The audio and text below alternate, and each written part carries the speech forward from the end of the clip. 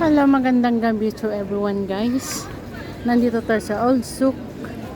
Ayan. Parang Divisoria lang dito. Oh. Style Manila. May mga ano dito. Nagtitinda ng damit. Titinda ng mga sapatos. Ayan. Parang Pilipinas lang. Ang presyo nila yan. Mga mura naman. Ayan guys. May mga garden.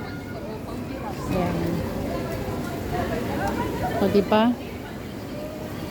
Update ko kayo kasi matagal na akong hindi nakapag-update sa inyo dito sa Old Souk, Salmiya, Kuwait.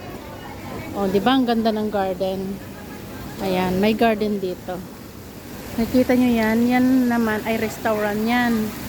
Tapos ang ganda dito, may tubig na lumalabas sa pader.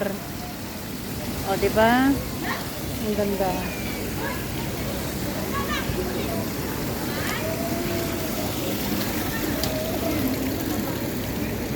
Update ko kayo dun sa sa